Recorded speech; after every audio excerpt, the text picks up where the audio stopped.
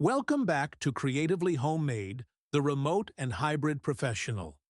I'm thrilled to introduce Lesson 32 of our series, where we'll explore a crucial skill for every remote and hybrid professional. In our increasingly text-based world, where so much communication happens without seeing a face or hearing a voice, there's often an empathy gap that can be difficult to navigate. Today, we're focusing on the digital body language, understanding nonverbal cues in chat and email, providing you with essential techniques to read between the lines. Our goal is to empower you to not only see the words on the screen, but to understand the sentiment behind them, allowing you to connect deeper with every customer and colleague. Let's dive in. In a virtual world, there's often an empathy gap. When you're speaking with someone in person, you can read their facial expressions, see their body language, and hear the tone and inflection in their voice. These are all vital clues that help you understand their emotional state and intent.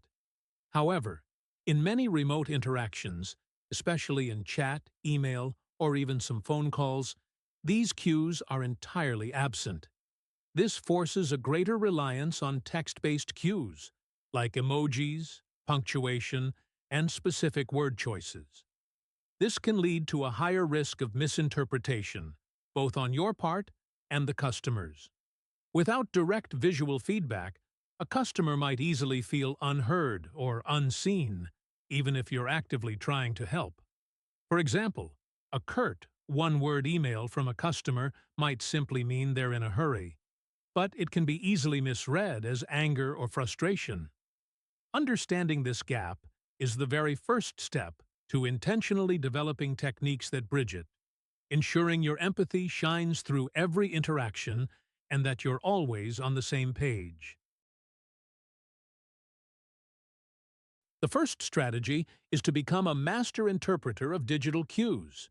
Emojis, punctuation, and capitalization all serve as a form of digital body language. For example, a smiley face can indicate happiness, but it could also be a sarcastic response. The context of the conversation is key. Similarly, consider the power of punctuation. A simple period at the end of a sentence can sound final and formal, while an exclamation point can convey excitement or urgency. Multiple exclamation points might suggest strong emotion. And all caps? That's the digital equivalent of shouting, which can indicate extreme frustration or anger. Your job is to read these cues, not just the words themselves, and respond accordingly. Acknowledging that emojis and punctuation carry weight in the conversation is the first step to truly understanding what your customer is feeling. The words you choose and how you phrase them are incredibly powerful in conveying empathy in a text-based environment. Our second strategy is to intentionally use empathetic language and phrasing. Incorporate phrases like, "I understand how frustrating that must be," or "I can see why you'd be concerned about that." These are simple but effective acknowledgments that show you're not just reading words, you're grasping the emotion behind them.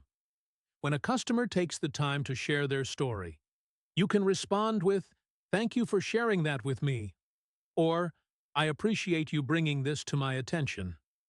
If they're experiencing difficulty, be sure to use phrases that show you're taking ownership of the issue, like, "I'm truly sorry you're experiencing this," or "I apologize for the inconvenience this has caused."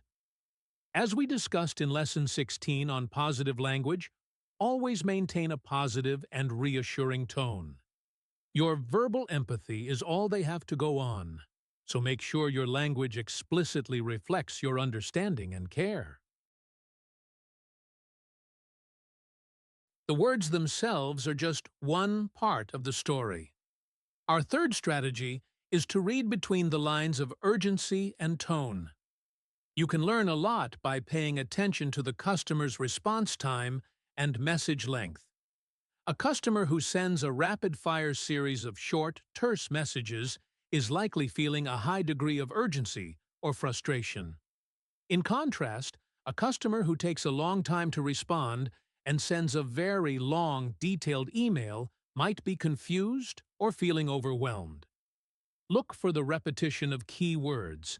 If a customer repeatedly mentions urgent or broken, it's a clear sign of their emotional state. You can infer urgency from the content and context of the message. For example, if a customer is writing at 10 p.m. about an issue that's impacting their work, you can infer a high degree of urgency, even if they don't explicitly say so. By paying attention to these cues, you can adjust your own response accordingly, prioritizing their needs and showing you've picked up on their urgency. Validation is a cornerstone of empathy, and it goes beyond just hearing. It's about acknowledging the legitimacy of their emotions.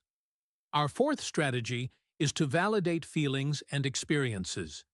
This means acknowledging their reality, even if you don't fully agree with their interpretation of events or your company's policy.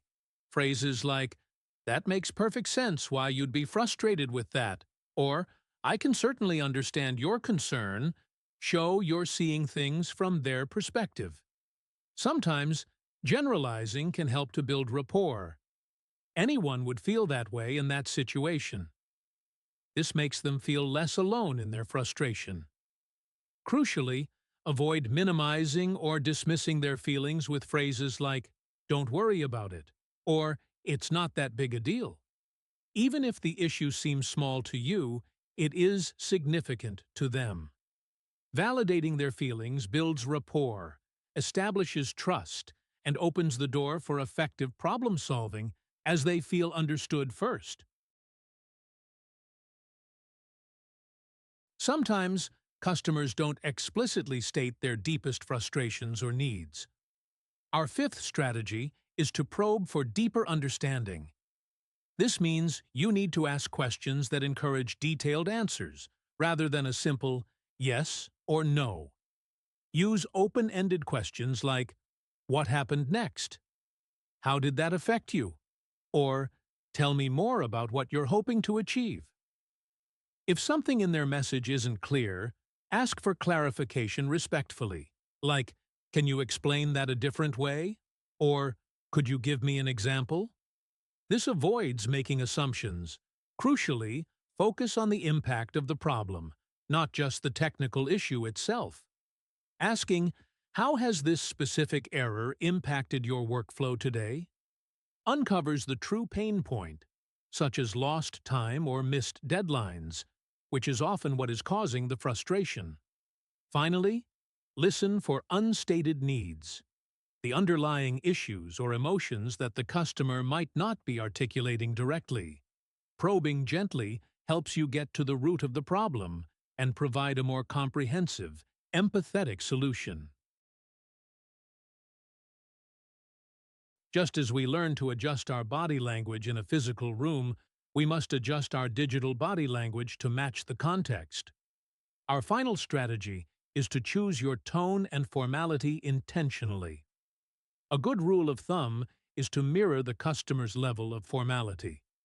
If they are sending you very brief, informal messages with contractions and emojis, you can respond in a similar, friendly tone to build rapport. However, if they are sending a formal, detailed email with a serious issue, your response should reflect that level of seriousness and professionalism. Adjust your tone to match the urgency you've detected.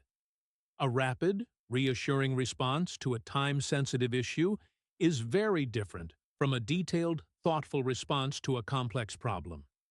Your professionalism is always the foundation, but your ability to adapt your tone shows you're a skilled communicator.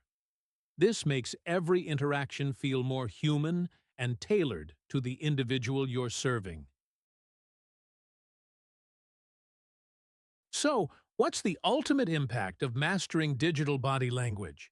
It's much more than just a soft skill.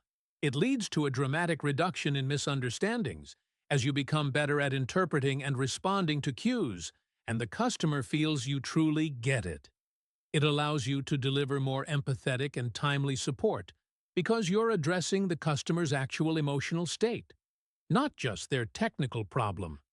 This, in turn, builds stronger customer connections and fosters trust, as they feel seen and heard.